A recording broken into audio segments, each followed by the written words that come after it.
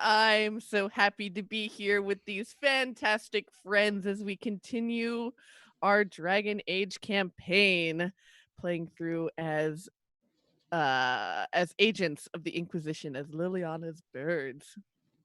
And wow, we got into some stuff last time, but before we continue, I am Sage, your storyteller this evening. That would make me Bianca Zelda, who plays Saharr, the Kunari mage. I would be Casey. I play Bahan, the Kunari rogue. Hi, I'm Morgan, and I play Emmylou, also a human rogue. And I'm Riana, and I play Athven, who is a Dalish elf warrior. Daddy. Dad. Specialization, dad. Specialization, dad, not daddy. Daddy implies something else that we haven't gotten to. But dad. Dad is something. We'll get there. We'll get there. We'll break you down. He's dad. Just dad. All right. Well, before we jump into the action, remind us all what happened last time. Oh, shit. Well, So Saharr was gifted some mittens of encouragement, and it was really what made them that much more comfortable to face the battle ahead, in which we were all trying to close that terrifying rift in the sky. And somehow it went off without a hitch, and then there was a sound. And then there was a party first. Oh, there was a party. The party was we're having a nice party. We had a nice breakfast. Yeah, we had a nice breakfast. We closed the rift. There was a party, and then there was a sound. Yeah, there was a sound that interrupted a lot of people making out with other people. I think that's an important thing that we should state. Is there were some makeouts that were interrupted. There were details here. It's true. Cannot forget them. My notes just say, "Oh shit, Haven fight." And before that, I had Mage meeting, and then I had Soulless, and then he's the Eggman, so I wrote Cuckoo Cuckoo. Yep. God damn it. Fantastic. I would love for you to take pictures of your notes so we could put on like our page for like on the post on Twitter for all of our watchers. I will compile all of my trash notes for your enjoyment. Some of them make absolutely no sense. Like the next page just goes, Emmylou's gonna do some butt smooching. Butt smooching? I don't know. And then in all caps there is distrust of Fiona. I just want to know butt smooching. I don't know. Mean like okay, so there's like ass kissing and then there's like butt smooching. And there's like two completely different things that could be. I think that's what happened when Krem and the Iron Bull were running at each other with pots to see which one would stay standing, and you cheered for the Iron Bull, and Krem noticed that. Oh, and I told him that I'd kiss it better. That's why. Okay, thank you. His butt was hurt. He got knocked on his ass. Yes, So I was going to kiss his tender butt. Not a great trial. Not a great suffering. Tender little butt. What episode is Tender this? is the butt. 7. My favorite poem. 7. It took 7 episodes to get to ass eating reference. I'm a little disappointed in all of us, to be honest. Kind of wish we got there eventually. We got there eventually, but you know what? We could have done better. So. It's about the journey. Yeah, notes taken, Riana. Is it more butt, more ass eating? You got it. Yeah. Hey, I'm just trying to get what the people want. I'm just talking for the people. Let us know if you want more ass eating content. Go on Twitter. Let us know, guys. Go on Twitter. Please hashtag it dragon ass eating.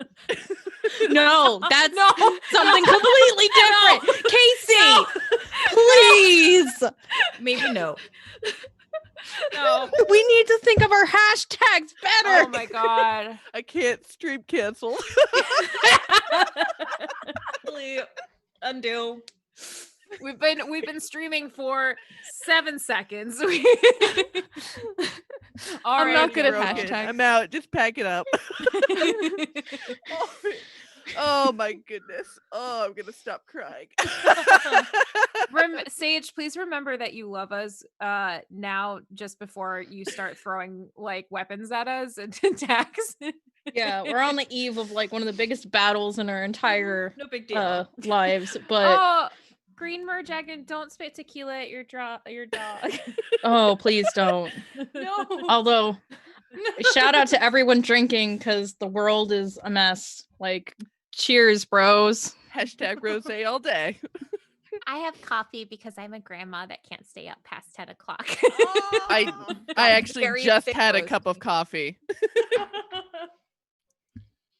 All right, so yes, we had ended interrupting the sweet baby dancing that was happening was the sudden rolling up of this army over the Frostback Mountains, which began rapidly descending on the settlement of Haven. And so you all jump to action. We see Saharr firing these huge fiery blasts at squadrons of soldiers trying to come in through the front gates. Bahan is hacking and slashing away at these just like enraged, hulking berserkers that have these big red crystals like growing out of their skin and jutting out of their armor. Emmylou is running around helping villagers get to safety and get out from underneath of burning buildings or fallen rubble. And Athven is loading up trebuchets and firing rounds with help from other Inquisition soldiers at these incoming squadrons. And as we had last left off, you had seen this easily 12-foot tall, what you could only vaguely describe as human, which had these large, also red lyrium crystals growing out of his face and his shoulders, and this rib cage that narrows to what you think is probably just skin over spine of this creature, as it is. It has these long, yellow, like claw-like fingers that have picked up the Herald Elendar by his neck and is holding him. And you see coming over the mountain are these large razor-spined beasts who on top bear these kind of like zombie beastie looking humans on top of them. And that is where we're picking up. You see Zoinks! Zoinks is right. Like Zoink Scoob. You see this invasion of beasts riding over other pure white snow. And so as we are entrenched in this large combat, now we're going to break it down as to a number of rounds where you can either fight, in which you help the other Inquisition soldiers to fend off demons and darkspawn who are attacking, and you'll roll 3d6, and that will determine the number of demons or darkspawn you take down, but also how much damage you will take. You can aid, so you can, help villagers who are struggling to get away from monsters. You can pull them out from underneath of fallen piles of rubble, escort them to the to the chantry door where people are seemingly starting to funnel to. Or you can help bring carts of supplies, over to the chantry. And by doing that, you will roll 3d6, and that represents the number of people you have helped and lives you have saved. But how many Inquisition soldiers will die as they are fending off the first line. Or you can control by arming and firing catapults or using big blasty magic or grenades to scatter and disperse the incoming enemy forces. Doing that, you'll roll 3d6, and that will signify how many squadrons kind of get delayed as you are creating this difficult terrain for them to maneuver over. But that will make it much more likely for an avalanche to occur. And so we're going to begin by rolling some initiative. Oh, And if there's anything else that you would like to do on your turn as well, you can also specify it and we'll figure out how to make it work. But those are like your 3 main actions. Is screaming a free action? Is crying a Yes. free action? Yes. Crying is a state-based action for all of my magic nerds out there. I'm so sorry. My connection got like super weird there at the end. So all I heard was Sage saying, if you throw the trebuchet, that's how many troops will get like delayed. But what was the counter to that? That will make it that much more likely for an avalanche to occur, which might swallow all of Haven. All right. You'll say all right that casually. I have to Casey's find. like, I'm out. Well, I'm in Haven. I'm of all of us, I'm at the most at risk of getting swallowed by an avalanche right now. All right, so Emmylou, what'd you get for your initiative? I got it's my dexterity, right? So I got that was rolled a 10 and a plus a 3, so 13 for my initiative. All right, Saharr. 13 as well. My dex is a 2, if that breaks the tie. All right, yeah, so you'll go after Emmylou. Bahan 14. and Athven. So I got a 15. Nice. Wow. Very Yeah. cool. That's All right, so that's it. That's the good roll. That's done. That's the one. That's it. That's all you do. That's it. Okay. After that, no more. Well then, Athven, you are the first to start. All right. I'm already at the trebuchets. Mm-hmm. I gotta try and delay it. I know there's a risk of avalanche, but it's better at least that I try and then more people can get out, hopefully. So I'll try and delay as many as I can, take out as many as I can. All right, that's 5, 4, that's 12 plus I had my constitution. It's a straight roll. Oh, just okay. 12. 12. All right. Could one of you pull out a set of percentile dice for me, please? Oh shit. Sure. Oh no. Okay, I got one out. Everybody was Which one do you want? Well, that'll happen at the end of the round. Oh, okay. Put it over here. So our likelihood is starting at 40, and now we've just gone up to 52. So you want to roll high. Okay. And so what does it look like as, what does the squadron look like that you take out? How, paint the scene for us. I imagine that all hell is in fact breaking loose. You have Inquisition soldiers just loading up trebuchets as fast as they can. Their own projectiles being like tossed at us and soldiers going down left and right. But loading the trebuchet, Athven looking incredibly handsome with very, very strong like arms on display and like hair blowing and like sweaty, but it's that like really good sweat of like, he's, even though it's like snowing, he looks like great. And yeah, he's like loading these trebuchets and he's launching them back and at a squadron far, far off in the distance because of course he has amazing aim. It just fucking whacks the shit out of them and they're all dead. Like you'd imagine that some of them had gotten out, but no, like, they're all dead. died. They're all yeah, dead. it's like Wow. Damn. And it causes like a couple of the other squadrons behind them to be like, oh wait, shit, should we keep going at this? Mm-hmm. And you see them scurry as almost like a forest of ants who you've thrown a boulder like right in front of as they all scurry and try and reconvene, and you can see that you have just caused chaos. Bahan, what are you doing? I think I was also heading towards the trebuchet, right? Yeah, you can definitely say that. I'm gonna try to, but I'm also gonna see the most amount of damage I can do on my way. So I'm assuming there's got to be like some guys between me and there.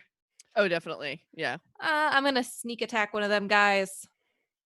All right, so go ahead and roll your 3d6, and that'll be how many people you can take out along the way.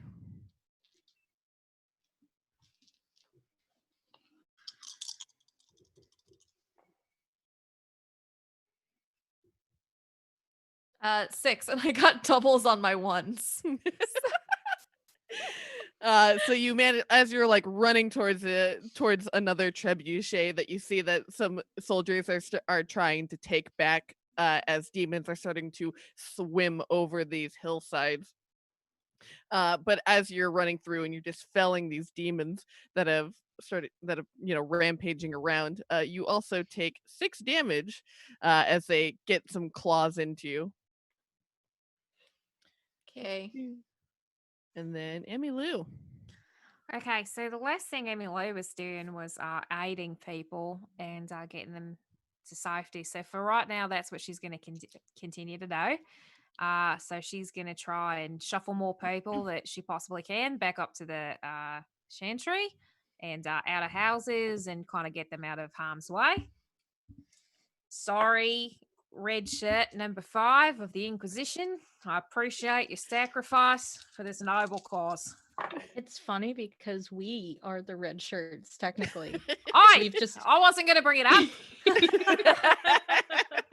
Now that you mention it. No. I We're was very wondering. important. We've got a group name. So we should be good. I Okay, was wondering why our tunics were red. Shit. Okay, so I rolled. It's a straight roll, right? I'm not adding Yep. anything to it. Okay, so I rolled at 6 and I got double ones. My dragon- Wow. Wow, again? Wow, exactly the same. Morgan, Yeah. high five.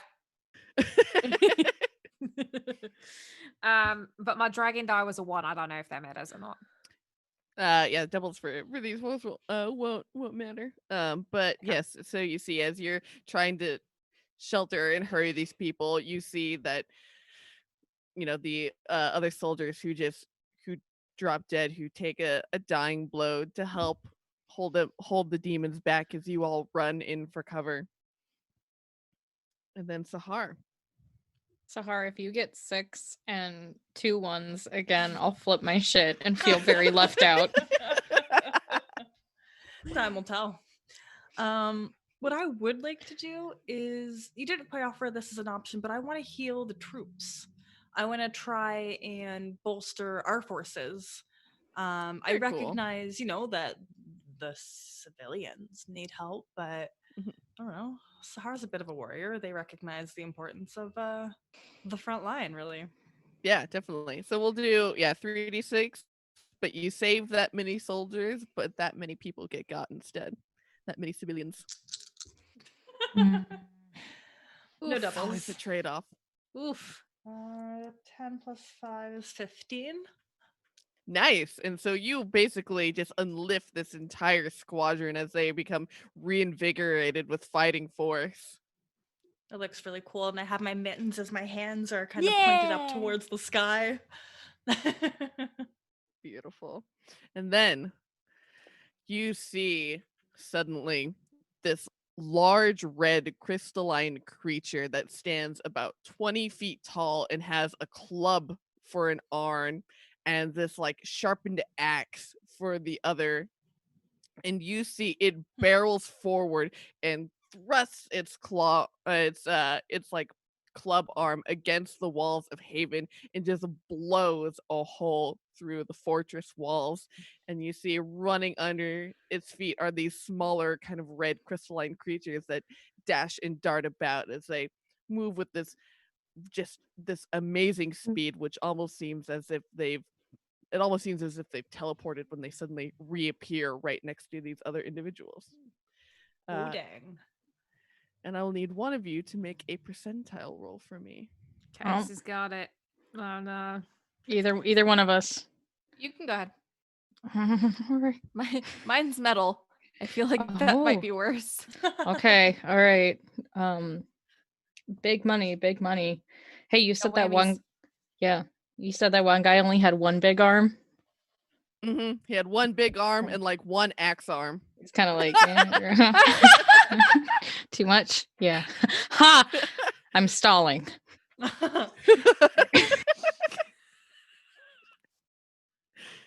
You wanted a high number, right? Mm-hmm. Okay, thank God. I got 70. Oh. There was that begin to that look hear- of nervousness. You begin to hear this sort of far off rumble in the distance that kind of shakes the land beneath your feet. But it seems safe so far. Oy. I'm I'm nervous, guys. I'm nervous nervous. too, but I wonder if it's better to just get an avalanche and get it all over with. What? No. Then we die. Not necessarily. Saharr survived an avalanche. Listen. True. We're not one of the companions. We're not Varric. We're not gonna. Don't remind me. I know I'm not Varric every day. Just All right, you like- don't have to rub it in. I love the blithe switch from like, oh, we're the red shirts to like fucking barriers. We'll survive. No. I got 13. I got 35 hit points. I don't think I'm gonna survive that. I have less. Oh Oh dear. man. We shall see. And Athven, we are back up to you. Well, how futile does it look? That's a question. I I'm just trying gotta to- know, like, is it a call for retreat yet, or are we still like trying to fight? It looks pretty fucking futile. And you think by this point, most of the civilians have gotten within the chantry doors. All right. It definitely looks as if in maybe a few more minutes that this settlement will have been completely overrun. All right. If no one else is gonna do it in his section, then he's gonna make the call. I don't know what you're gonna have me roll for this, but I'd like for him to call for a retreat, but he'll stay and try and he'll be like the last force to try and get them through the doors. Yeah, go ahead. Let's do fight, because as you're kind of like defending these people off as you're waiting, like go, go, go. Yeah, roll 3d6.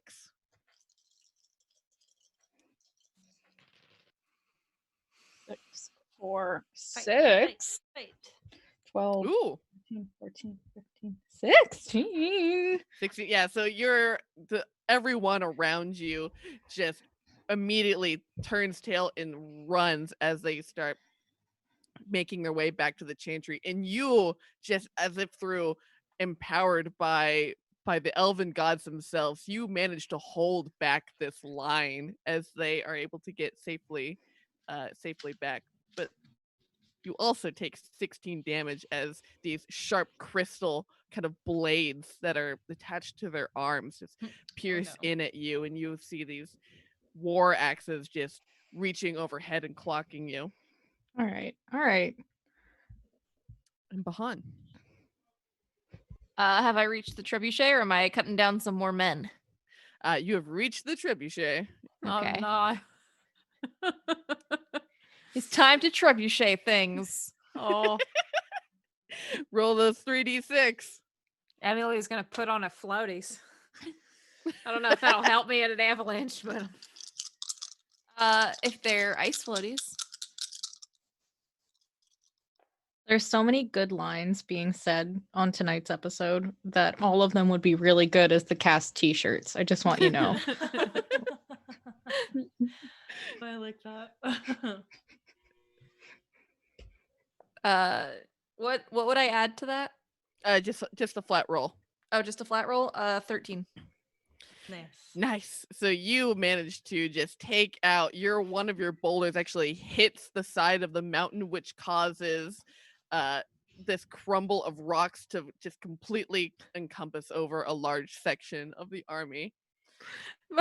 I was looking at Morgan's face because just at first you looked so scared. 13. So that puts us at 65. So that's what you will have to roll above Okay. to not trigger an avalanche. All right. I'll roll that one. Let me You know. got this. And Emmylou.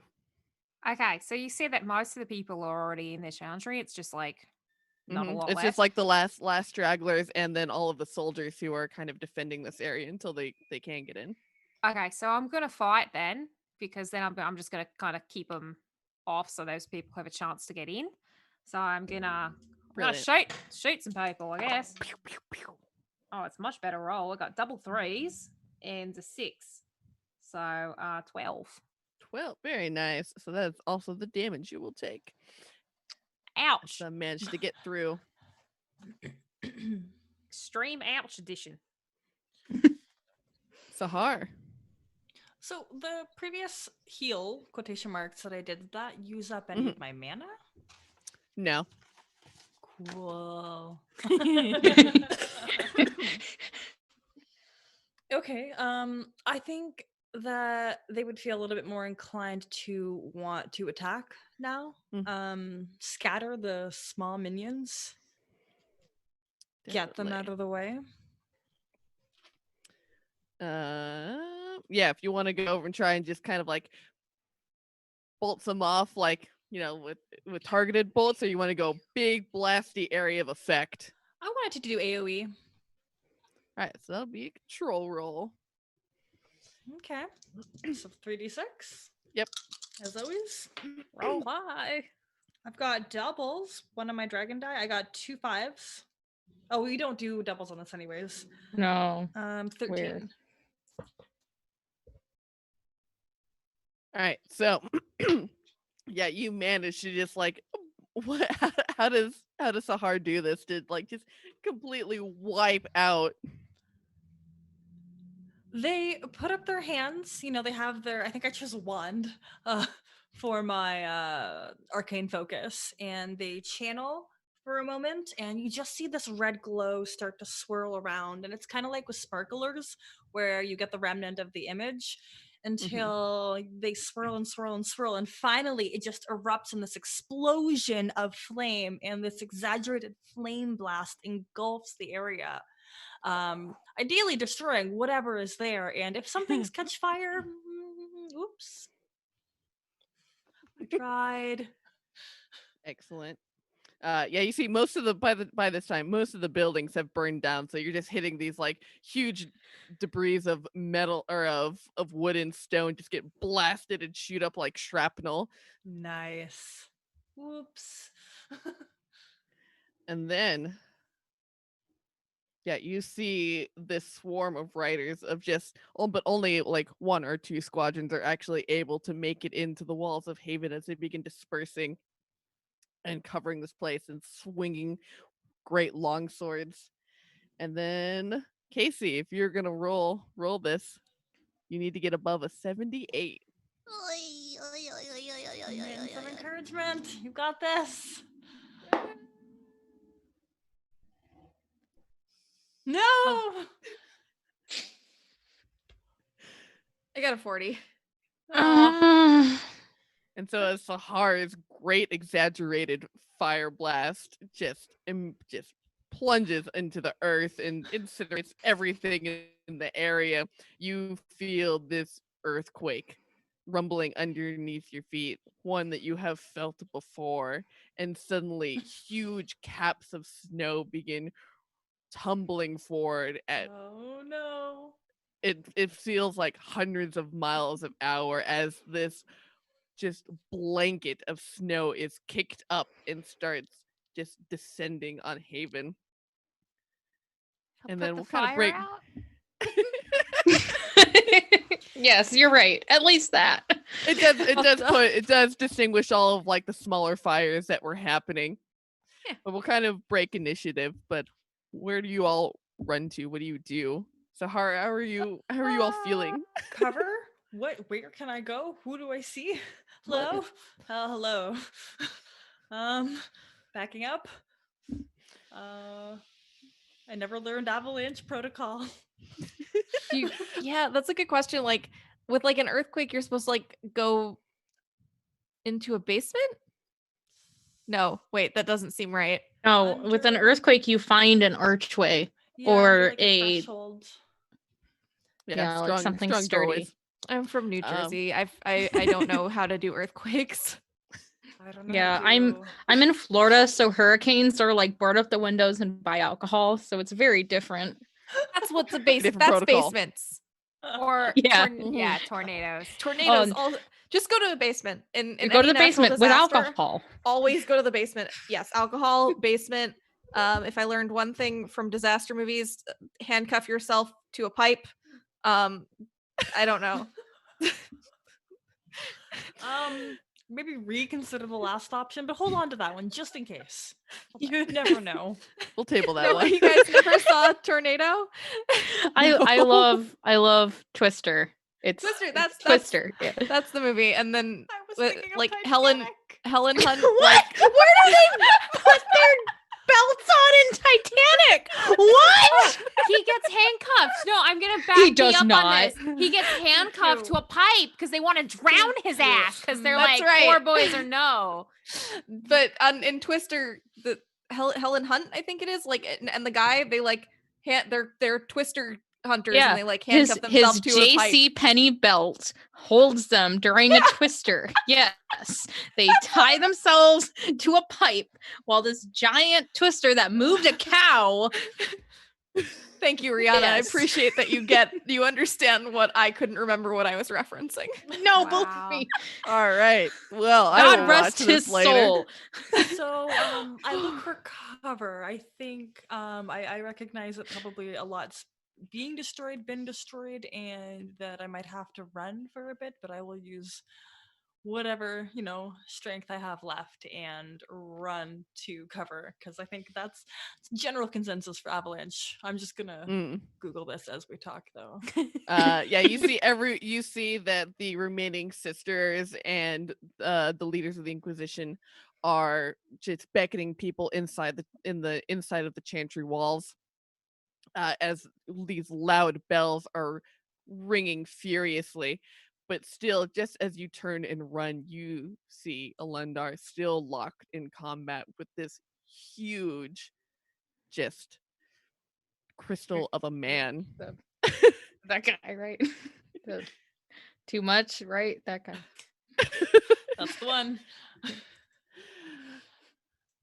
And then so you all can make your way inside of the chantry, where they promptly close the doors behind you as you all are the last ones in, and you feel it's just the shaking that is making the stones of this keep tremble.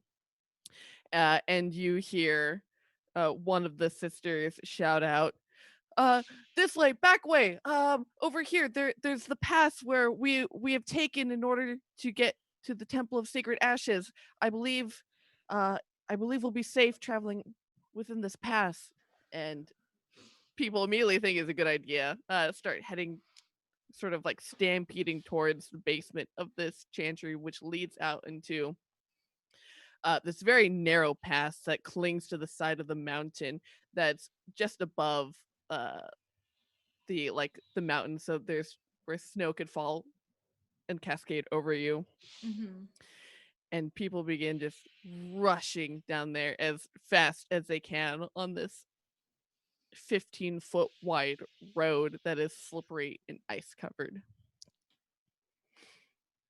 And you hear in the distance the roaring of demons as they become covered, and you see occasionally some who were not able to stop or hold on to something fly off the edge of this mountain over you and tumble down many hundreds of feet into a cavern.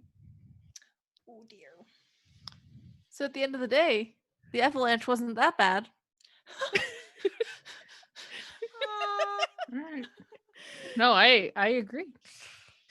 Sage is like, and here's the list of everybody who died. We're going to start at 1, and by the time we get to 400... I want to call that bluff. I want to see you make up that many names. There's a Let's fancy go. generator. Yeah, no, I don't want to call that bluff. I don't want to call that bluff. Yeah. I already have 10 NPC names written down for random people you will meet, so everyone go mourn all the day. death of Dannyson, and I definitely thought you were about it. to say Danny DeVito. Your niece. I would cry.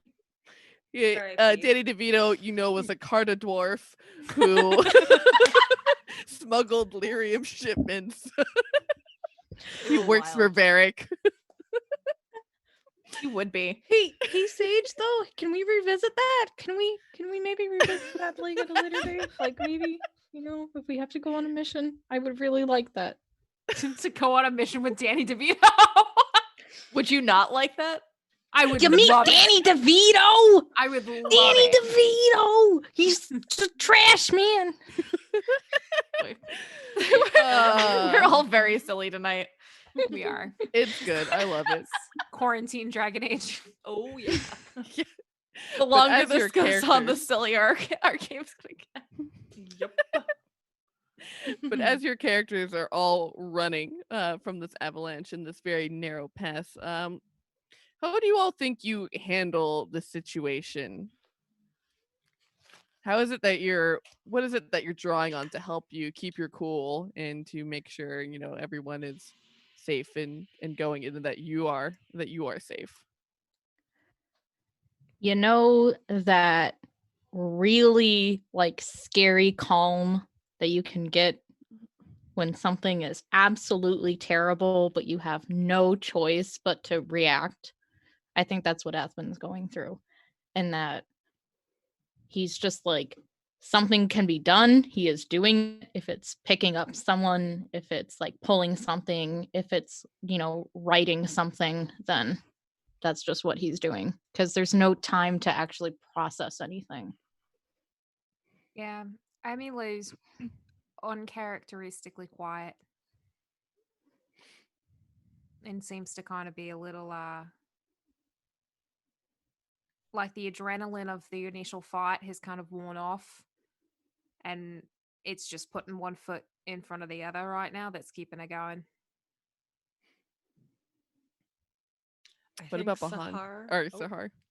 Sorry, they would be experiencing like if there was like a second wind version of adrenaline, it would be that, especially at the emergence of the avalanche, like PTSD much. So they're just trying to kind of like go through the steps, walk sideways, don't run straight, keep an arm up just in case you drown. Within the first 15 minutes, hopefully somebody will find you. It'll be okay. This will be fine. You have strong magic. You can do this. Lots of adrenaline, lots of rapid heartbeat, rapid thinking, rapid footsteps. I think Bahan probably is also experiencing like a scary calm, and is probably looking for their wife, like trying to get into safety, but more importantly, like get Rivka into safety. So. And you hear like kind of traveling a tour like in against the grain of this focus of movement, you hear Dorian calling out Elendar's name and is like struggling to get back, but you see finally Colin takes him by the shoulders and it's just like, no, we have to go. If the Herald makes it, the Herald makes it, but I can't send you back there. I won't let you go. And he just you see Dorian kind of fall to his knees and with holding his hand on his staff and eventually pulls himself back up and keeps going with the rest of them. And eventually Bahan peeling up towards you and just this frenzied fit, you see Rivka's small body kind of just like reach out her hand to grab you and be like, oh my god, You're safe-ish. We need to get to safety. Yeah, I grabbed everything in our house that I could fit in this bag and put on this cart. And you see she's got the small little cart behind her that she's pulling with on two handles. I'll grab one of the handles to help. She's like, are the rest of you are the rest of your friends okay?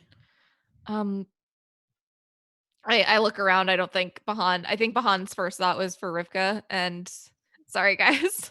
That's yeah, okay. Are the rest of you sticking together, or are you more dispersed throughout this crowd? I guess it depends on when we got in through the door. Yeah. So maybe disperse because we probably didn't come all together. Mm-hmm. Yeah. I'd be looking for the group. Yeah. Yeah. I mean, I'd be looking for the children, but they're probably way up in the front. So Athven's just gotta keep on keeping on. Definitely. And then so as finally as you probably some like when you get into that adrenaline rush and you're in that survive or die moment, and the way that time slows down and stretches, it becomes like just like taffy. And some amount of time later, maybe it was 15 minutes, maybe it was 5, maybe it was an hour, you have no idea, but everyone seems to have slowed down to this kind of calm walking place as the trembles of the earth have ceased and it seems quiet again, where now the chirps of birds pick back up and you see little rabbits, snowy white rabbits, dart to their holes looking back for safety. And you can all have a long sigh of relief as it seems that the worst of the trouble is over. And now you're cradled between two large mountainsides that feed to this pass that lead ever on in the Frostback Mountains. And you hear kind of the murmuring of people, talking about what are they gonna do next, asking, have you seen this person? And passing whispers and rumors along.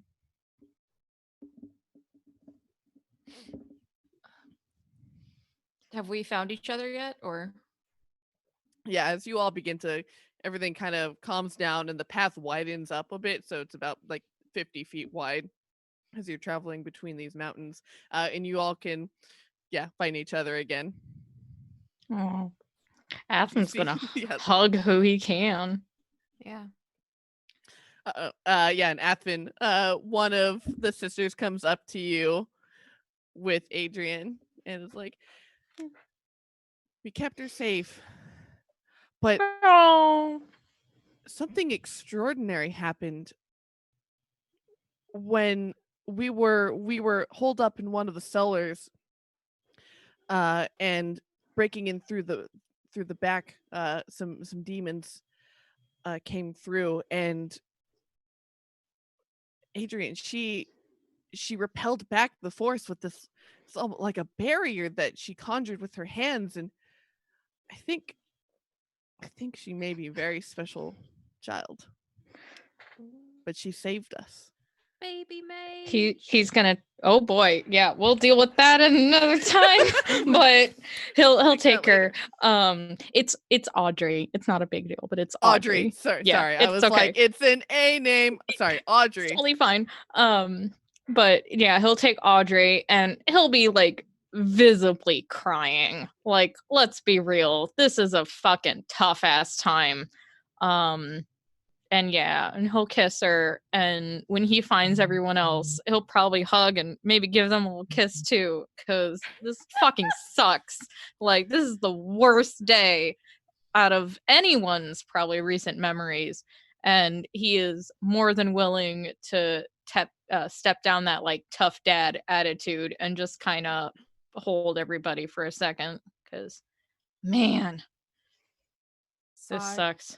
This is not good. No. I don't feel great about all of this. My heart, it is beating so fast right now.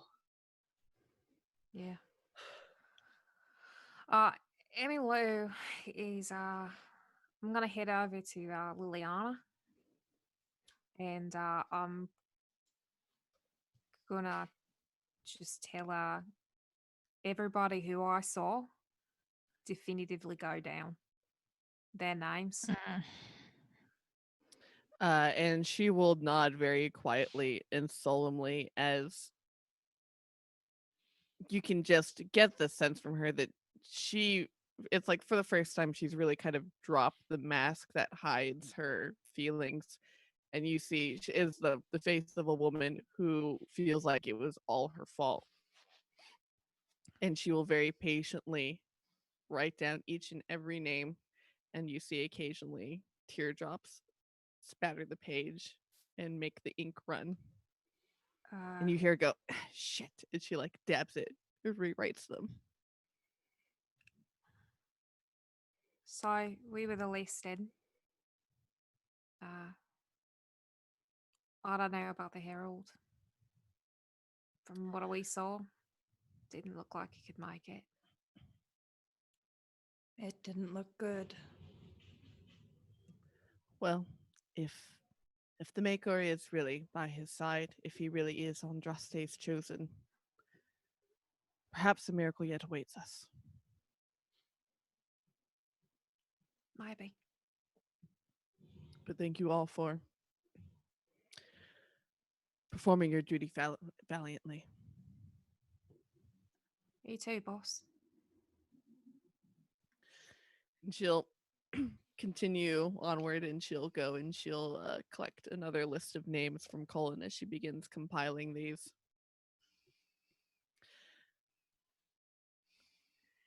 And the day kind of continues on as the sun passes and brings up the morning of dawn, and you all come to kind of this nice basin where it is big enough to shelter the some 200 remaining people, and you all can make camp and get in a long rest. You see people are passing forth loaves of bread, starting campfires, bringing out pots and pans to start cooking meals to pass around, and unfurling tents and sleeping bags and what they have. Have they begun singing that fucking song yet? That happens at night. Okay, we haven't gotten there yet. I see. I was trying to remember it, but I'm gonna be honest with you. The song from The Hobbit is in my head every time I try and think of that song. So I can definitely get that. that's it. You really don't want me to sing that song. I do not sound as lovely as that sister.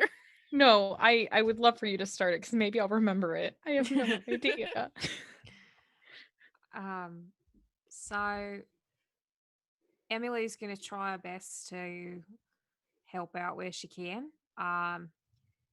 She has nothing except what she was wearing and what she was holding.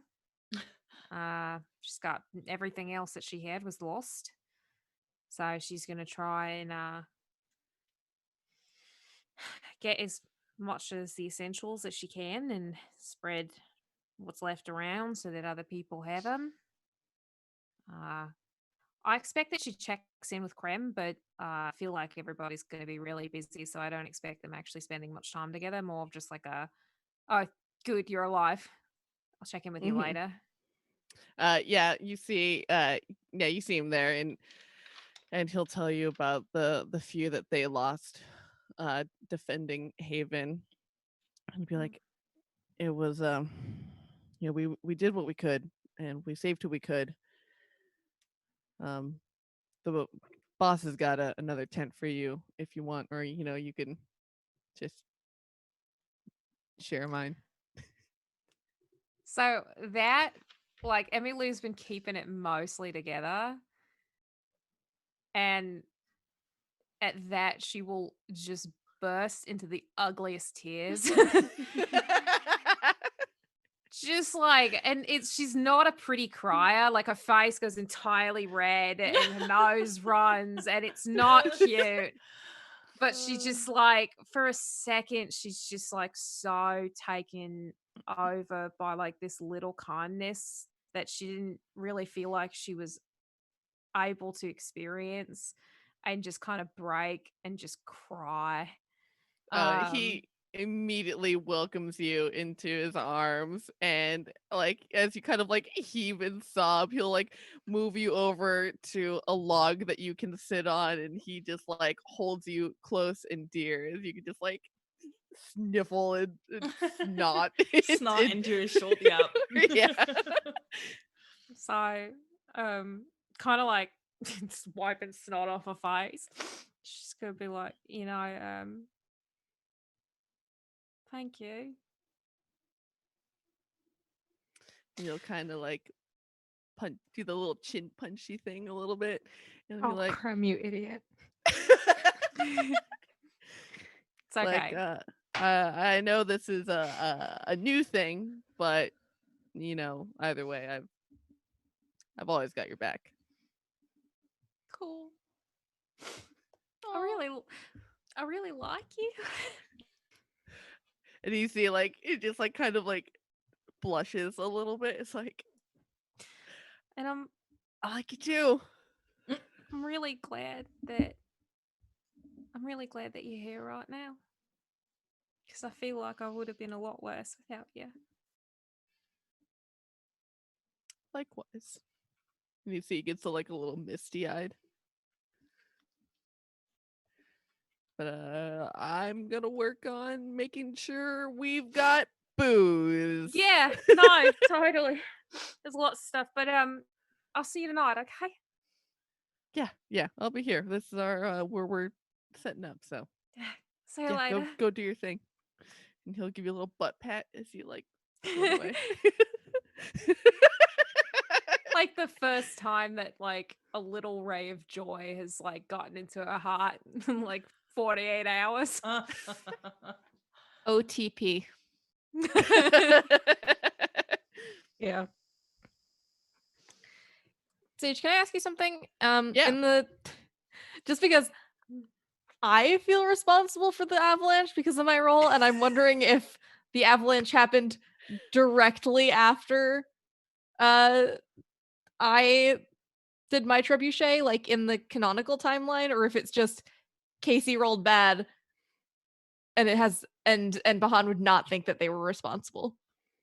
You saw on the battlefield, there are a number of other people who are also firing trebuchets. You saw this blonde elven woman with this like shitty fucked up bob and like yellow plaid pants and red armor. She was throwing this elven woman. You see, she was throwing grenades at these squads who were coming in and just blasting them with fire, and as bees erupted on the scenery and were stinging them.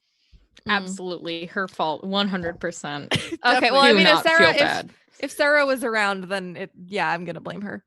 So you think it was probably the sum and Saharr blasting with these huge fire blasts. Wow, I was taking no responsibility for this.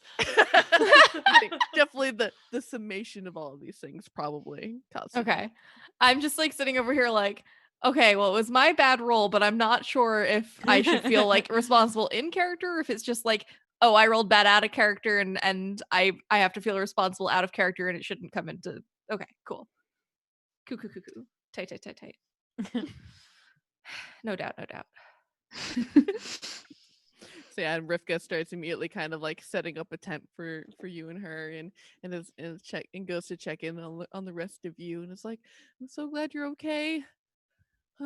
I grabbed some whatever supplies I could out of our house. If you are certainly all welcome to them, I'm gonna work on getting something to eat going. And you see she starting to kindle a fire. And I want to like go and offer all of them to stay with us. I mean, our tent's not huge, but they're the closest thing I have to a family other than Rivka. So I would offer that they can come stay in our very snug tent with us. Well, it'll be snug if everyone's in it, but I think it'll be snug in a fun way. No. As long as my horns don't poke any holes in the tent. Athven is like, man, he's that like wired, upset look, but he's so, man, he can't stop the like little tears, and he's just, as if you could just take care of Audrey. And she's like passed out in his arms. It's been a long day for her too, Lord knows. Sleep schedule totally disrupted. Oh yeah, no, it's gonna take a solid week to fix that, but we'll address that when we can. Athven, you can both stay in the tent with us. I promise to take watch. I need to take watch. It's fine. And he'll just hand over Audrey. Like, it's so hard, but like, man, everything is terrible right now. And I'm sure he's already kissed Bahan and Saharr and Rivka at this point. Like, not like, like that type, but like the very dad, like, had to step on your knee to get up to your forehead. Kiss, yes. Yeah. Absolutely. Had to like climb Bahan a bit, like step on their thigh to get to their forehead. But he did Very it. tall. Absolutely. Oh yeah, no, I just imagine every interaction is like Emmylou, Athven, all of them. Yeah. Like the two of you just like looking down every time. What's I the weather search a like lot down to there? kind of be on your level. Yeah, no. It's nice up here. And then I'll offer to Emmylou as well because I don't know that she's staying with her new boyfriend. So when you go up to Emmylou, her face is really puffy. And you can tell she's been crying. And as soon as you offer that again, she's just like,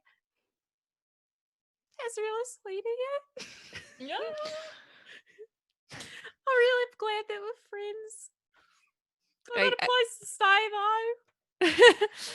though. Okay, well you're gonna come for dinner, right? Oh Bring creme. that's so nice of you. Oh, okay, I will. I'll tell him.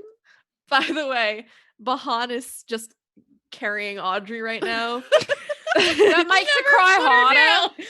Makes her cry harder. She like is like looking at this baby, is just like, okay.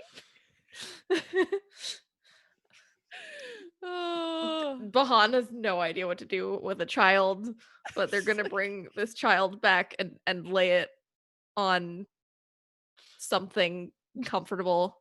Emily's like, "You're doing great. You're doing great." I appreciate that. And Bahan, Saharr. Oh my god, I just did it, and one of them is my character. So, Saharr already said that they're gonna stay over, right? Oh yes, I'm quite happy to stay. Athven, if anybody needs any extra healing, I've got 2 hands. Lifts up my mittens. Aww. Lots of mana. Athven will pat their shoulder and just say like, I'll double check. Thank you, Saharr. Thank you for everything. Thank you. Yeah, you see that Saharr, you see that the Chantry sisters have sort of set up this bigger tent area where a number of soldiers are all lying in bedrolls on the ground as they're tending to their wounds. I have a silly question just because I'm not as familiar with like the lore / tensions. Am I like, are mages well received by the Chantry?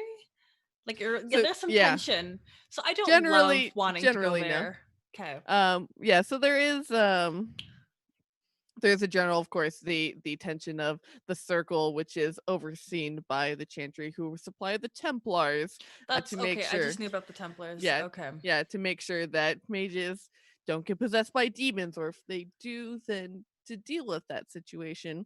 But what has kind of been remarkable to you while you've been staying in Haven is that these sisters seem just so glad for anyone who can provide any sort of healing, and they do not cast judgment whatsoever, because to them it seems like if you can help, then that is fantastic. And so they've been, just wonderfully polite and wonderful to you, especially being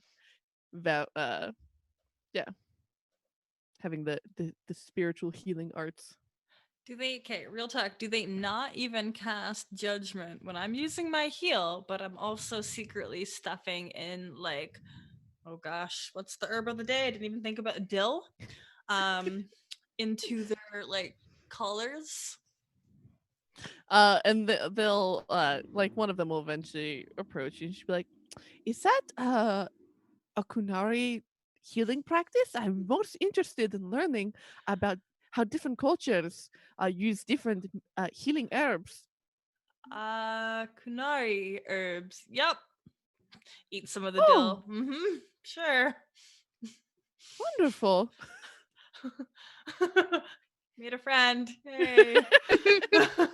You see, she's got a mortar and pestle, and she's making some salve to apply to this one soldier who has this huge gash across their arms. If you want, here. Can I cast heal? Yeah, absolutely. It costs 3 mana. Well, 1 to 3. I just want to heal up as much as I can for him. Yeah, and you see as your healing magic kind of weaves over them, and you see the wounds begin to close and become less severe. And the soldier goes, "Maker's breath." Shh, gotta be That's right, quieter. good This drink. is a healing ward. Here. And I take some dill and I stuff it in their shirt collar. Keep this on you for 18 hours. Okay. 18 hours. And everything will be okay. Right, got it. Thank you. You're welcome. That's and I'm good, fantastic. After the 18 hours, you can put it on a bagel and eat it. That's how you complete the ritual. That's how you heal mind, body, and soul. Listen, yeah, that's how I finish every healing spell is with a bagel. Carbs.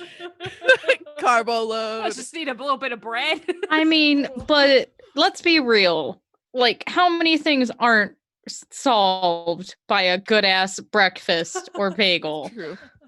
It's true. I eat bagels every single day. Big fam. Sometime soon I will tell you guys about the story that I moved to New York and then subsequently had a panic attack over a bagel. It'll be fine. So many questions. All right. Been there. And so you all can spend the day milling about helping people, helping set up camps, making food, and you can kind of, pacing furiously as you look for things to do. And eventually night falls, and you hear, the fighting of the Inquisition leaders, and suddenly you hear a soldier who's had their tent off the edge of the encampment. Wait, who's that? And you see crawling towards you on hand and knee with just a fucking shitty piece of sword in hand is Elendar before they promptly collapse into the snow. Can someone go help him? Yeah. Can we go help him? Yeah. All of us? You all can certainly do so. All right. Like, The important non-red shirts go and help him up. As you go, and he just is completely limp in your arms after just exhaustion, and just kind of lulls his eyes back. He's like, "Oh, hi. How are you alive? I don't know. We should probably get him to a healer. I mean, fair enough. No. Saharr? Saharr. Yes. First, dill in your armor. No, Saharr, do the magic. Okay. And I'll pull out my wand and start focusing really, really hard. And I'll cast heal at my highest, which is for Very 3 nice. mana points. Emmylou will help Saharr by tucking the dill into his shirt collar. Brilliant. Athven will continue holding up this man. I will help Athven hold up this man. Good. it's Athven holding up the Inquisitor, and then it's Bahan holding Athven, who's holding the Inquisitor. Yeah. It's really good. And then healing, and then dill stuffing. It's very good. Who can we commission for this? In my head, Elendar, they're in a pieta in Athven's lap. Oh yeah. And okay. and I'm just kind of crouched over Athven like this, like holding onto his shoulders, so that Depending on the angle, this is a Renaissance period painting. oh no, in my head Oh, it's yeah. absolutely a Renaissance. Meanwhile, That's like, like- on the left side, you got Emmylou like desperately shoving Dill into the armor, and on the right side, you've just got like MVP. bathed in like a white light. You've got Saharr like doing healing. It's Mhm. definitely very Renaissance painting in my head. I love it. I Oh love my it. God, It's just very good. spread. Yeah. Oh, like whole chest out, probably like one, if not both titties out, because you have to. Like, I It's the can see it. Renaissance. What You is gotta this? have your It's a Rena- titties out. It's a Renaissance Everywhere. painting. No. We have to. You know what? Dorian has enough titties out For the everybody. team. Dorian exposes his titties so that we don't have to. Right. He ran so we could walk. I understand. Him and Varric. Varric, Mhm. yeah. The, So good. the perfect Although- V love cut. it. V cut was invented for him. It's true. But So, anyway, yeah, I did hit my Saharr. target number. I'm sorry, Sage. Very good. Don't be so I sorry. healed This is real good. great.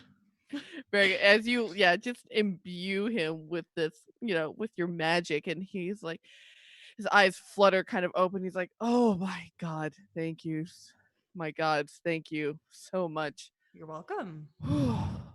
I feel much better, and he kind of wobbly gets his stance back.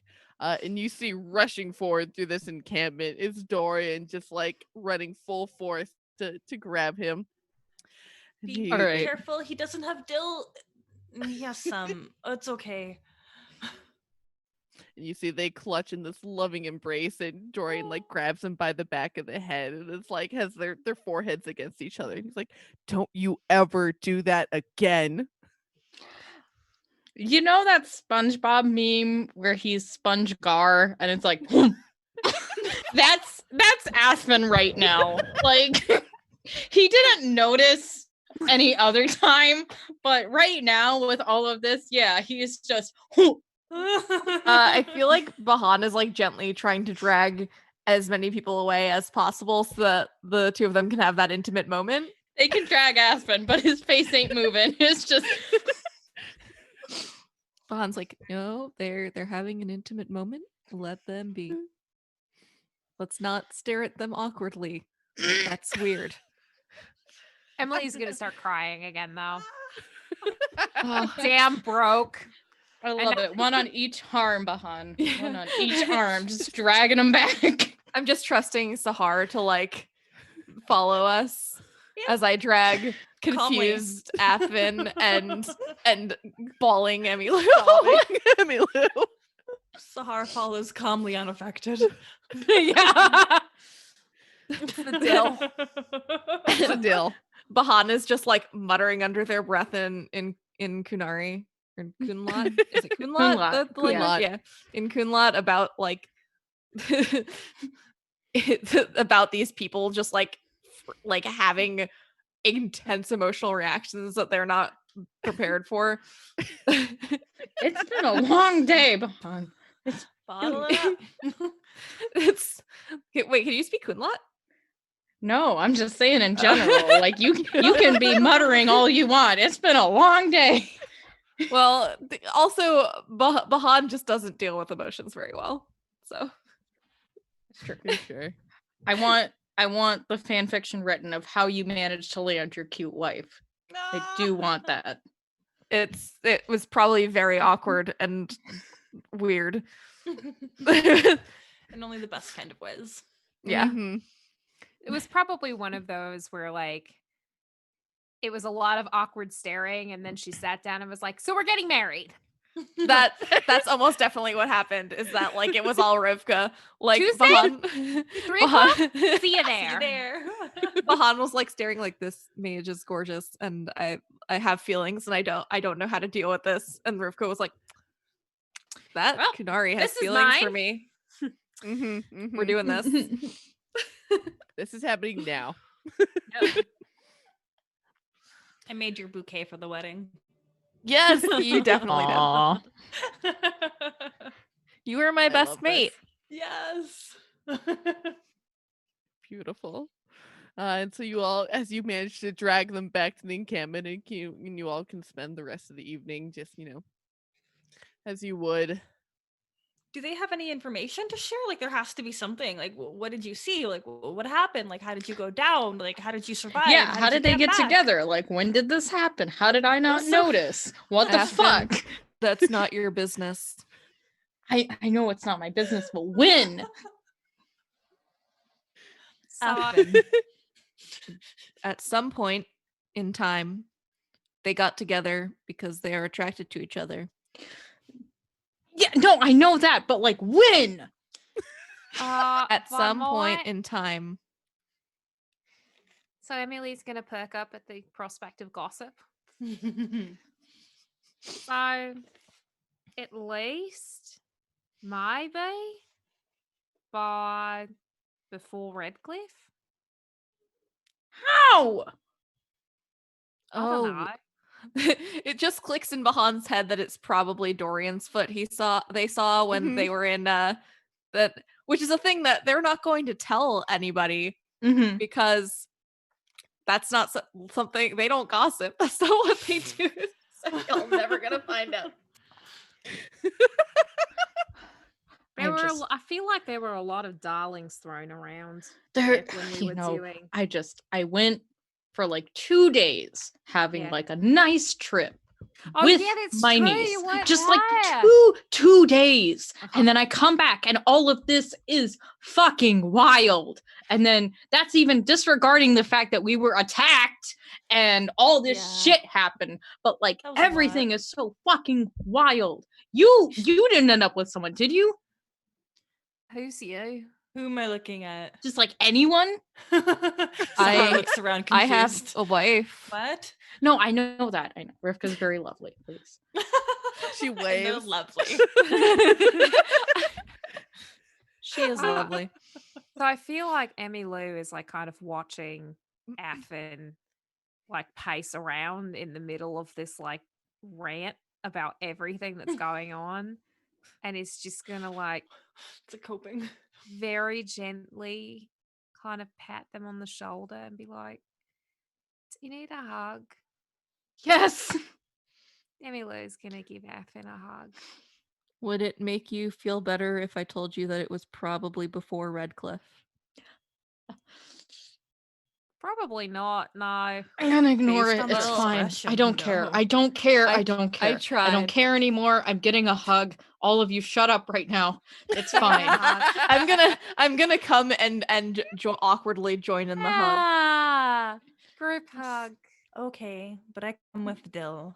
Yeah, no, that's That's good. wonderful. It helps. Yeah. Okay.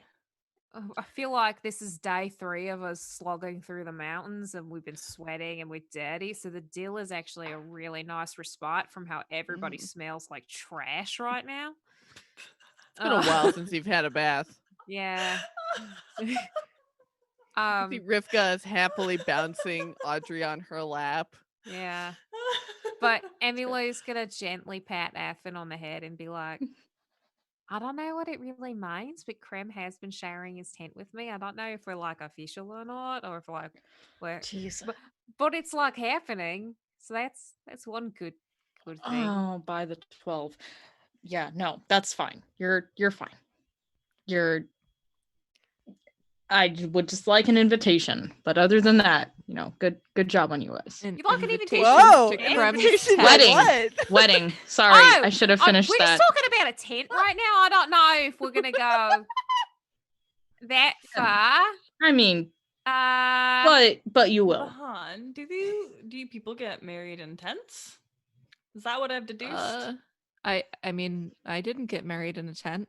No, but you're also Kunari. I wonder what I'm missing. I don't know human customs. Stares confused at you too.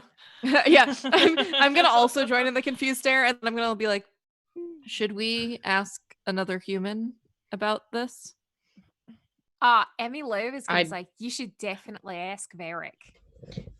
Varric's not. Wait, isn't he a For dwarf? all human related things? I think you should get all of your information from Varric. But he is Okay. not human. I think he's an objective outsider who will give you the best information about us. Fair. Let us go ask Varric about human marital rituals. I trust Emmylou. Yeah. I was trying to make a joke, but this is really good. So Oh, I I'm don't gonna, know I'm part gonna we walk can over to Varric. So you can see him. He is actually right now he is strumming a lute and he is singing a song in front of a campfire to a number of people.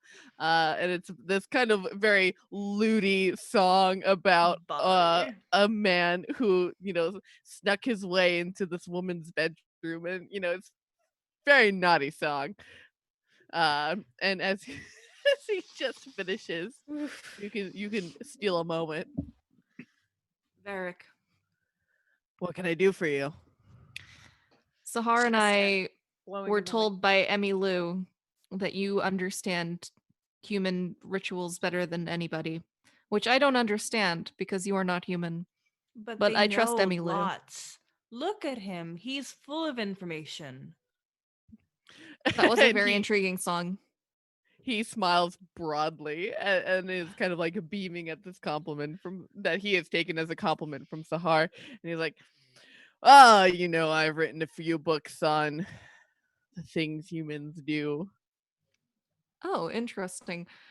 Athven was very concerned that the fact Jesus Christ, Bahan just does not understand social context, so this is about to happen. I'm so sorry, Emmylou. I mean, we set this up. Yeah. So They set it up, and we're just buying it. Godspeed. Athven made a comment that because Emmylou and Krem are sharing a tent, that means they are getting married, and we were wondering if that is normal that humans get married in tents. Seems awfully small. Can't fit a lot of people. Where do you throw the flowers? Where do you break things in a tent? What do you break in a tent? Well, I mean, quite frankly, how many people do you meet in your life? The first person you share a tent with is generally the person that you end up marrying. But humans, no, they like to get married in really big tents that can fit lots of people underneath them. Sort of an open air situation. But how can it be open air if it is a tent? It's just got the top. There's like no walls. Oh, so you're Oh. protected from most of the environment. Yes. See? I'm gonna turn to Bahan. He speaks wise wisdom. He does seem to know a lot. But I'm confused because Krem's tent has multiple walls. So they can't get married in that one? It would probably not be the easiest thing to do, but it is a good place for the honeymoon. And he like goes with his elbow, if you know what I mean, sort of gesture. So I am not 100% sure that Bahan does know what that means. No, sweet moon? Is it food? I just want to put Sounds it like it would taste great. on the side. Emmylou has been watching this with like deep enjoyment, and then something occurs to her, and she's like, "Oh, I gotta tell Krem that this is a joke." like, like panic. Like, oh no, this rumor's gonna get around that I think we're getting married. He's gonna think I'm a weirdo. So In your tent. in my so like as soon as that like hits her as like oh shit, she's gonna dart off. No longer funny. She's gonna dart off to be like, haha, wasn't it great? I thought I'd prank Saharr and Bahan about this joke about human marriage customs. Anyway, don't listen to anything Varric says in the next 48 hours. And then So as you head over to where all of both chargers have started setting up camp, you see that he's not there. But as you kind of look across the sea of tents and cauldrons over a campfire, you see that he's over by where Bahan had set up, because since he had invited you all to dinner, he's looking around and no one's there. He just kind of sits down awkwardly on a log and is like, you're like, I wonder where everyone is. oh no. worst first day girlfriend in the world. Anyway, she's gonna book it over to him and just reassure him. Please go on with the Varric, and Varric teaches the Canaries about things. I just had like a moment as Emmylou of like, oh shit. So as Varric is kind of like jesting and elbowing Bahan, and is clearly seeing that this joke has not sunk at all. And as you all stare kind of blankly at him, he's like, never mind. Is it a food? Sounds Oh delicious. no, honeymoon. That's what two people take after they get married, where it's kind of an ironic thing because they never leave their houses, but they're supposed to go somewhere. But so they they eat just at end home? they Well, just spend the instead of whole time eating out? fucking. yeah. There's a lot of Oh. coming. There's a lot of coming to places, but No going. not a lot of going. Oh, I mean, is it after you're married? Is that what you have to do? Just you can only fuck for like you're I'm so confused. Why do you need to just have Wait, are we not a talking name about for food that? anymore? Well, I mean, generally that's like the first time they've done it because the maker forbids, fucking before marriage. So that's like the first time usually. I know Kunari do it kind of differently. I have Yeah. no idea what you all do. You all have like state sanctioned prostitutes or something. I'm into that. But don't go don't go. I wouldn't go try one, but and he kind of like looks off to this and is like, anyway. oh, he has done it. And he's like, so, Bahan now gives him a knowing smile. and then God. he kind of looks up and he nods and he's like, eh. And he's like, so, I mean, they keep doing it generally if they like each other still after the first couple of years. But you're stuck with this person forever. So eventually, it seems to me that a lot of times it tapers off after a while. That is sad. Yeah. But That's feudalism for you. Thank you for explaining human wedding rituals. That is not Yes. how we do things, but it is interesting. I hear you all don't even get married. Well, not generally, no. Or- But He's like, yep, I know this information. Saharr Yes. smiles knowingly. Knowingly. Bahan, Casey has had no idea that was a thing. Is that real? Oh yeah. Yeah. If you're living within the Cune, it's kind of like a very big brother.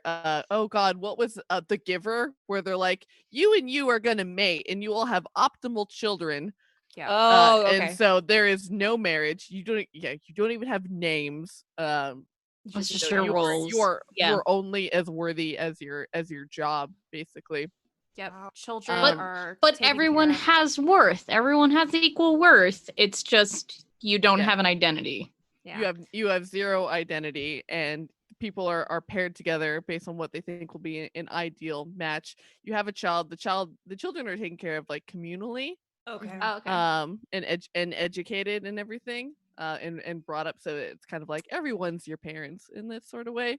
By the but- Temasarans? I think it's Yeah, Temasarans. yeah. But they're like the female Kunari, like teach and educate and bring up the children and then like recommend them for what jobs they should be having. But then as an adult Kunari, if you want to get your rocks off, you just go like you basically put in a ticket for Yeah. for There like are- a there- yeah. Temasaran. Yeah. They're like there are people who are dedicated to help you, to help you feel Yeah. better, to put Okay, in the yeah. load off. That's put in- awesome. You put in a JIRA ticket for support. You put a support ticket in. Oh boy, that hits. We use that for work. That hits. Yeah, Yep. Yep. And it's and it could just be emotional support, or it could be sex, but you go and you're like, man, I feel shitty and I need someone to be with me in Okay. some form or fashion. And, Oh, and yeah. that's generally Bahan has society. definitely put in a ticket before. If you know what I'm saying. All right, that's cool. Cool. Yeah, no, I think that probably like the wedding for Bahan and Rivka was probably like more elfin, but then also Bahan just really wanted to break shit and just decided that that's what weddings were supposed to be like. Mhm. So Hoppa! a little bit Greek. I'm a little bit of a more violent version of when you break the glass at a Jewish wedding. For sure. And like Rivka isn't like super into like the into the elven pantheon. She's just she's more like agnostic and is like, well, there's kind of truth and wisdom in everything, and like whatever. So it wasn't like specifically any kind of ritual. You all had like a what you felt like was right. I punched the priest. No, I'm just kidding. Fold them under a Talking. table. Oh no. No, Oh, no. only, That's a beautiful only wedding. dead bodies. My folding powers only apply to dead bodies. My god. My folding. That's gonna be haunting me for the rest of this. Yeah, absolutely. You did it to yourself. Well, actually, I did it to 2 dead maids. But... True story. Boy, Popular- Riana must be sad you missed that. Popular quotes from this episode are, "That's feudalism for you." "My folding powers are only for dead bodies." Oh, I love it. Oh, so good. So you all, despite the shitty circumstances in which this evening has come, you all can spend the day as in good company, all laughing and joking with each other and sharing food. And people come by and they exchange stories, and so it feels like a good evening, even though the circumstances are shit. And so the next day comes, and the leaders of the Inquisition address all of you and basically say that they're working to figure out where it is that they should go, and figuring out what they should do, and trying to suss out if anyone knows anything about this demon force that descended upon Haven. And you can see that Liliana is sending out ravens with messages, and people seem furiously at work trying to figure out the next step. And it is as this night comes, Athven, that you have a very peculiar dream. As you finally manage to fall asleep for the evening, I imagine with Audrey kind of sheltered in your arms next to you in your bedroll,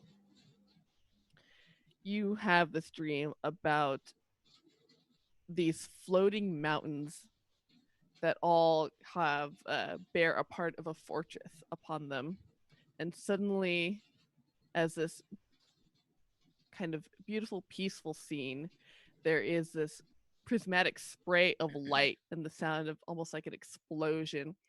And these floating mountaintops crumble and immediately fall to the earth, crumbling this fortress upon it. And everything goes black for a second. And suddenly your vision is pulled through this winding, twisting cavern that descends deep into the heart of a mountain that pulls to the view of this very plain silver mirror that has etched on the ring of the glass elven runes, which you know to read Tarasalon Talas. And within the reflection of the mirror, suddenly you see this Freldon style looking fortress sitting on top of a mountain. And as your vision kind of plunges in towards this reflection and pulls out, you see this very large fortress and keep that is guarding the snowy mountain pass. And suddenly you wake up and jolt up in bed, and you know in your heart that this fortress is it's not too far away. We're going. I don't know who I have to convince. Actually, you know what? I know who I have to convince. I'm gonna run to Elendar's tent. Okay. It's like 3 a.m. You know, everything is still dark and quiet, and as you like burst into this kind of large tent with furs on top, you see Dorian is spooning the Herald of Andraste, and you're and they're like, and they immediately like just don't even move, but they just blink slowly and just shift their eyes over towards you and just barely lift their head and be like, All right. Athven's going to do this move. He's going to say, "You shut up, Elendar." And he groggily sits up in bed and wipes his hair from his face. Yes? I had a vision. Okay. All right. This doesn't happen to me, but I feel it's important. There's a fortress and it's close to here and we need to go to it. Something sent it to me. I'm not a mage, but I know this is important. We have to go. And as his faculties are like slowly returning to him and he's taking in this information, and you can see he's like, okay, yes. I trust you, Dalan.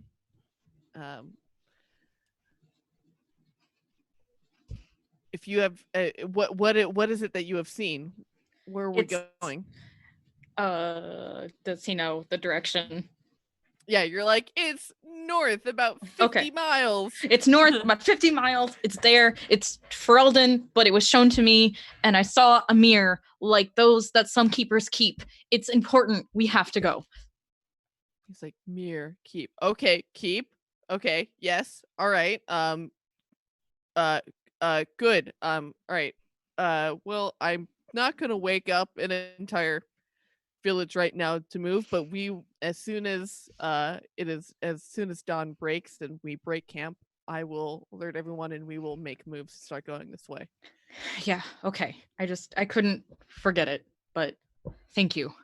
I can't tell you thank you for believing me. I know it's there. I won't prove you wrong. As so many have invested their faith in me, so I too must invest my faith in them. All right. He's gonna continue to ignore Dorian and say rude. Dorian's just sitting there like shrugging like I actually feel like it's more in character for Dorian to have been talking and bitching this entire time, and you guys have just tuned him out. Yeah, exactly. He's just like, oh yeah, is this what we're gonna have? Just people storming in on us. Oh, the Herald. All right, Athven's gonna say some short line in Dalish about like, thank you and good night. And he's gonna turn heel and go back and try it. He's not gonna sleep. He's not gonna sleep at all. He's gonna sit up like, that's a lot to have. Boy, howdy. And the night passes with any other sort of notable things. People begin waking up and going through their morning rituals of making food, passing around tea, and you see Elendar is speaking with the other sort of leaders, and they're all nodding and just kind of, you see they all have a lot of questions, but are like, well, this is better than anything else we have going on, so sure.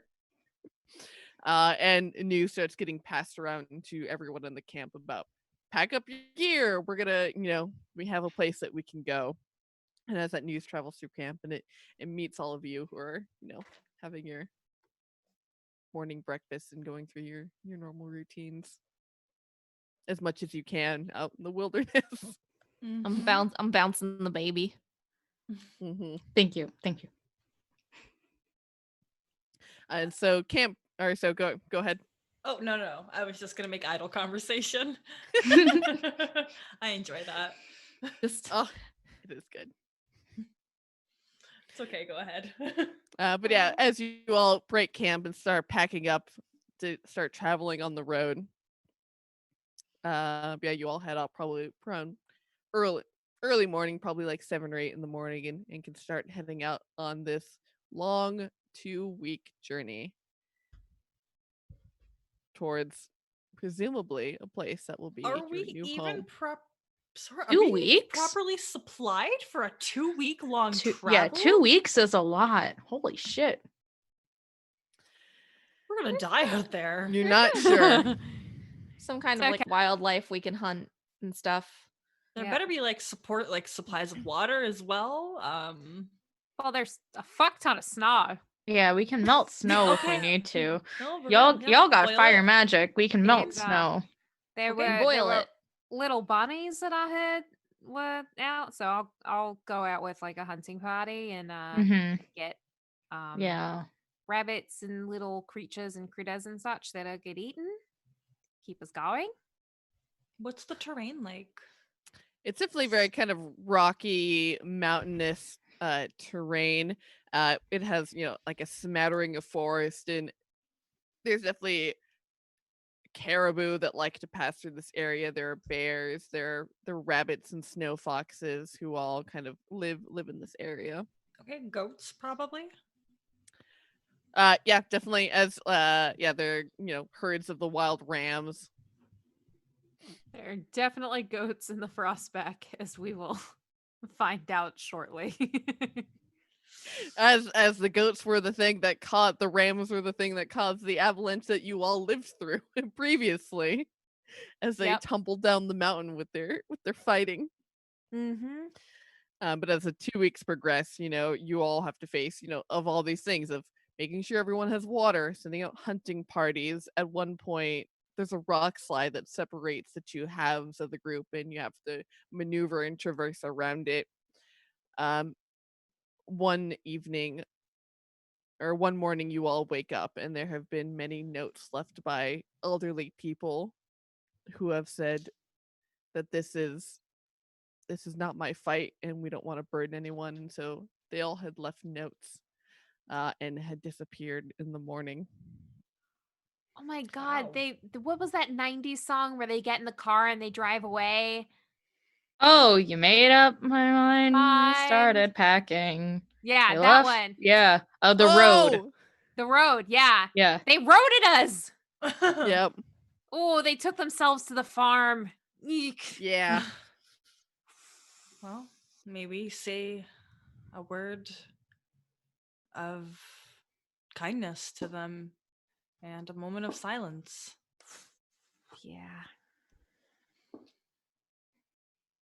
And it's you all kind of carry this moment of silence as this silent procession that proceeds through the dawn morning light, and carrying their thoughts and prayers with them, in your hope that their souls remain at peace.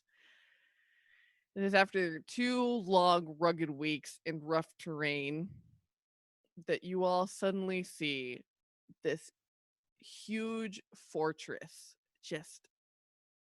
It almost appears seemingly out of nowhere, that stands on guard of this mountain pass. And you all are able to behold Skyhold, your new home. Ah. Okay, so Eh, Athven, not that I thought you were lying or anything, but well done. That's creepy as fuck. It's got a feeling about it, doesn't it? Yeah. Yes, Saharr, definitely. You feel that as you all begin to stride up to this thing and break down the doors to this keep to allow people to pass over through this large bridge that gaps a big pass, and you feel the magic that is seeped into the stone that is holding up this keep, that despite weather, despite all of the many hundreds of natural disasters that could have blown through here, it remains defiant on this treacherous landscape. And there's clearly something powerful and magical that is maybe holding it together. I think while running my hands along the wall, that's information I would absolutely relay to my party. So we didn't do the singing that was in the game. And the singing that was in the game was very The singing happens. the singing I don't we think didn't cover it. Sage is not going to sing "The Dawn Will Come." That's fair enough. I was gonna say if the singing didn't happen, I had a song. I don't. So the Dalish are their own people, but I always really remembered and connected to them being native. And I don't know. There was a song I really felt would fit from my tribe. It's I figure there would be a lot of Dalish in the tribe. So if we can just take a moment to pretend that Dalish is the same as Cherokee for a moment. Oh, absolutely.